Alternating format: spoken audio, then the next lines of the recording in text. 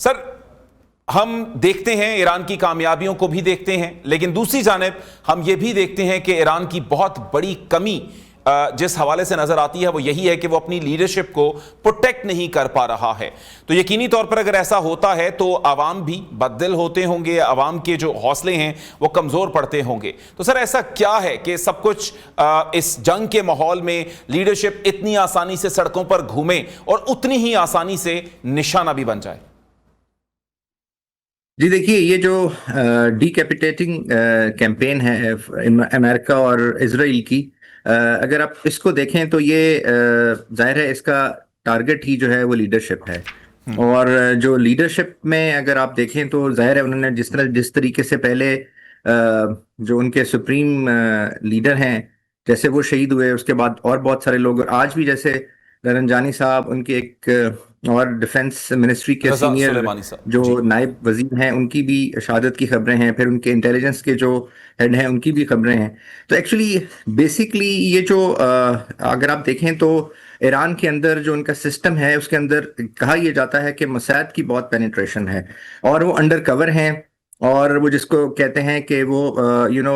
چھپ کے اور ڈسگائز کے اندر ان ڈسگائز آف سم آپ کہہ لیجیے کہ ان کے جو اسٹرکچر ہے اس کے اندر شامل ہو چکے ہوئے ہیں. تو اس وجہ سے ایک تو یہ چیز ہے. دوسری چیز یہ ہے کہ جو ان کی سگنل انٹیلیجنس ہے، جو سیٹلائٹ کی انٹیلیجنس ہے، اور جو لیٹسٹ انٹیلیجنس کی فارمز ہیں جس میں سائبر انٹیلیجنس ہے، پھر جو الگوریدم کے ذریعے لوگوں کو ٹریس کرنا، پھر ان کے پیٹرنز کو پڑھنا، پھر کون کس ٹائم پہ کب فون یوز کرتا ہے، کب آن لائن ہے، آن لائن کہاں جو ہے وہ سائٹس وزٹس کرتا ہے، اس کے تھرو لوکیشنز، اور پھر ان کی جو الیکٹرانک سگنلز ہیں ان کو ٹریس کرنا. تو یہ ساری چیزیں جو ہیں وہ ایک الگوریدم اور ایک سافٹ ویئر کے تھرو وہ ٹریس کرتے رہتے ہیں اور پھر اس انڈیویجول تک پہنچ جاتے ہیں. جی تو لیکن اس کے باوجود اگر آپ دیکھیں تو جو میں سمجھتا ہوں کہ ایران کو شاید جو ایران کی جو اس وقت جو ایران کی جو حکومت ہے، جو ایران کی لیڈرشپ ہے، اس کو شاید اس کا اندازہ تھا کہ یہ ایسا ہوگا، بیکاز ٹیکنالوجیکلی وہ بہت سپیریئر ہیں، پرٹیکولرلی اسرائیل اور جو سلیکان ویلی ہے اور امریکہ. تو انہوں نے اس کا آپ دیکھ لیجئے تو انہوں نے یہ کیا ہوا ہے کہ انہوں نے جو ڈی سینٹرلائز کر دیا ہے اپنی کمانڈ کو، اور جو ڈفرینٹ ریجنز ہیں، جو 31 کہا جاتا ہے کہ 31 ریجنز میں ڈیوائڈ کر دیا ہے، اور اس ریجن کے اندر جو IRGC ہے اس کی انڈیپینڈنٹ کمانڈ ہے، وہ خود ایکشن لیتے ہیں، خود وہ رسپونڈ کرتے ہیں، اور اس کے اندر بھی جو لیڈرشپ ہے اس کی ہیرارکی ڈیفائنڈ ہے، اس کی ڈیلیگیشن ڈیفائنڈ ہے، اور اس کے بعد جو اس کے اندر نیکسٹ سیشن ہے وہ بھی ڈیفائنڈ ہے. تو اس لیے یہ ایک، لیکن آپ کی بات بالکل ٹھیک ہے کہ ہے یہ بہت ہی ایک آپ کہہ لیں کہ اس طرح کا ایک سیٹ اپ ہے کہ جس کے اندر نقصان ایران کا بہت ہو رہا ہے. ابھی تک اگر آپ اندازہ لگائیں تو کوئی اراؤنڈ 12-13 ہزار حملے ہو چکے ہیں، اور ان کے اندر ایران کی جو کیپیسٹی ہے، ایک تو ڈی کیپیٹیشن جو ہے وہ لیڈرشپ کی جا رہی ہے، اور ڈی کیپیسیٹیشن جو ہے وہ اسٹیٹ کی کرنے کی کوشش کی جا رہی ہے کہ اسٹیٹ کو ڈی کیپیسیٹیٹ کر دیں، کہ اسٹیٹ پرفارم نہ کر سکے، اس کے انسٹیٹیوشنز پرفارم نہ کر سکیں، وہ جو کمیونیکیشن نیٹ ورکس ہیں وہ کام نہ کر سکیں، اور پھر ایک ریجن کا دوسرے ریجن سے لنک، اور ایک سیٹ اپ کا ایک ڈومین کا دوسری ڈومین سے لنک ختم ہو جائے. اچھا ابھی صاحب ایک اور جو بات یہاں پر صدر ٹرمپ کہتے ہیں کہ ہم نے 10 سال پیچھے دھکیل دیا ہے ایران کو، تو کیا اب اتنا آسان ہوگا امریکہ کے لیے، ایران کے لیے رجیم چینج کرنا، کہ وہ جس طرح کی چاہتے ہیں لیڈرشپ لے آئیں؟ کیونکہ جو پچھلی لیڈرشپ ہے اس کو تو وہ بڑی آسانی سے یوں لگتا ہے کہ ایلیمنیٹ کرتے جا رہے ہیں. دیکھیں، جو رجیم چینج کا ان کا فارمولا تھا وہ یہ تھا کہ جب خدا نخواستہ جو سپریم لیڈر ہیں ان کو ٹارگٹ کر دیا جائے گا، اور ان کے ساتھ جو لیڈرشپ ہے اس کو جب ڈی کیپیٹیٹ کر دیا جائے گا، تو اس کے بعد جو ہے ایک ایلیمنٹ جو ہے جو کہ پرو اس چینج کے ہے، وہ خود ہی ایران سے کھڑا ہو جائے گا، اور ایک موومنٹ شروع ہو جائے گی، اور پھر ایک جواز بن جائے گا. کیونکہ لیڈرشپ نہیں ہوگی، نیچے سے ایک اور ایلیمنٹ جو ہے جس کو یہ لیفٹ کہتے ہیں، کہ ایک اسٹرانگ لیفٹ اپیئر ہو جائے گا، اور اس اسٹرانگ لیفٹ جو ہے وہ اس رائٹ کی، ایکسٹریم رائٹ کی، یعنی جو تھیوکریٹک رائٹ ہے، اس کی جگہ لے لے گا، اور لوگوں میں ایک ایجیٹیشن شروع ہو جائے گی، اور یہ چینج آ جائے گی. یہ تو ایسا بالکل نہیں ہوا، اور نہ ایسا ہو سکتا ہے. تو اس لیے رجیم چینج کا جو کلاسیکل جو ٹیکسٹ بک بات بتائی جا رہی تھی کہ ایسے ہوگا، وہ تو میں سمجھتا ہوں جی ابھی بھی نہیں ہو سکتا.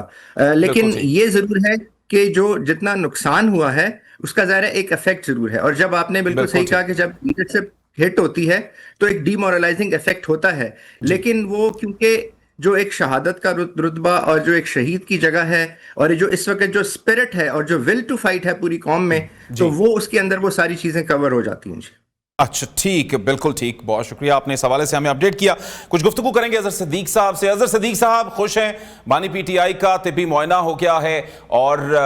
ماہر ڈاکٹرز نے ان کا معائنہ کیا ہے، تو اس حوالے سے آپ کے جو کنسرنز تھے کیا وہ بھی ایڈریس ہو گئے ہیں؟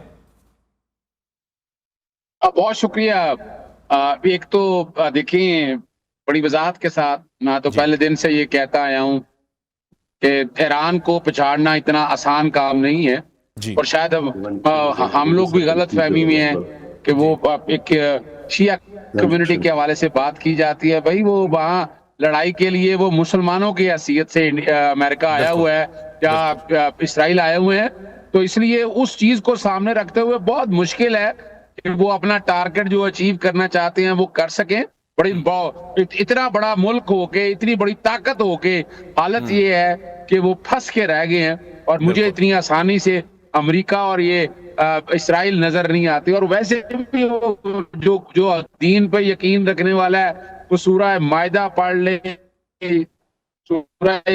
مائدہ کی 51 نمبر آیت پڑھ لے کہ یہود و نصارہ کے بارے میں کیا کہا ہے، جو ان کو دوست رکھے گا ان کے ساتھ بھی کیا حال ہو. میں آپ کے پروگرام میں کہتا رہا ہوں کہ اپریل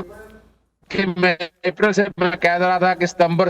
ہوگا. ستمبر میں آپ نے دیکھا یہ ابراہیم اکارڈ لے لیں، جو نومبر کے بعد حالات بدلیں گے. ابھی اب عمران خان کو جیل کے اندر رکھنا مشکل ہے. وجہ کیا ہے کہ 4 سال حکومت کے جو پورے ہیں نا وہ تقریباً پورے ہو چکے. مشکل ہے کہ آٹومیٹکلی اب چیزیں کدھر لے کے جانی ہیں. کوئی اچھا شاید آپ جو ہے سفر کے دوران ہم سے گفتگو کر رہے ہیں تو آپ کی آواز کٹ رہی ہے بار بار. آپ کی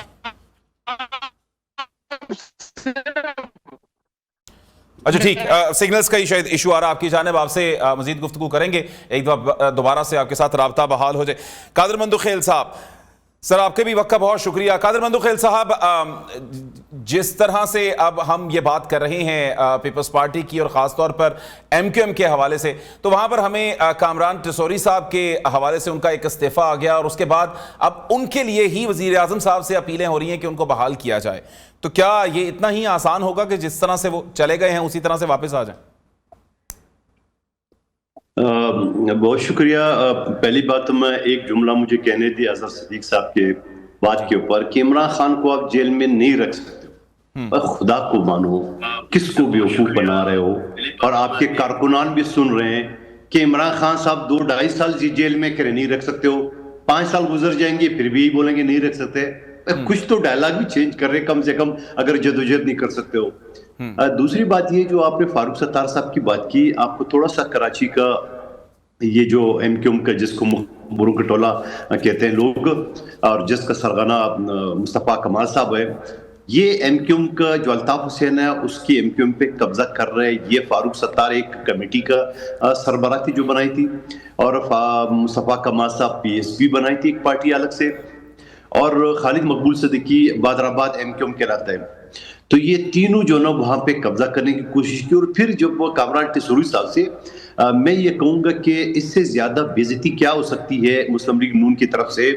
کہ ایک شخص اگر کسی گھر کا آپ چپڑاسی بھی نکالتے ہو تو آپ اس کو بولتے ہو کہ بھیا گھر سے کل سے نہیں آنا، ہم نے دوسرا چپڑاسی رکھ لیا.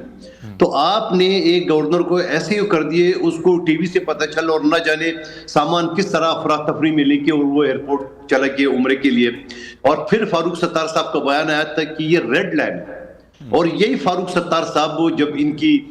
پریس کانفرنس ہو رہی تھی خالد مقبول، مصطفیٰ کمال، ان تینوں دڑے کے، تو یہ برابر میں کھڑے تھے اور وہ باقاعدہ پورا کا پورا جو نا وہ خالد مقبول صدیقی جو بات کر رہے تھے اس نے کوئی ایسی بات نہیں کی ہے، نہ مطالبہ کیے کہ اس کو بال کرو، نہ یہ مطالبہ کیے کہ اس کی جگہ پہ کوئی اور بندہ آپ لے لیتے. ایک شکوہ کیے کہ ہمیں بتا دیتے کم سے کم، یہ اس کا شکوہ جائز ہے. اور پھر اگلے دن آپ نے دیکھا محسن صدیقی، محسن نقوی صاحب کے ساتھ وہ آصف علی زرداری صاحب کے ساتھ ملاقات کی ہے. آج یہ خود کیونکہ یہ ایک تیسرا دڑا ہے وفاق میں وزارت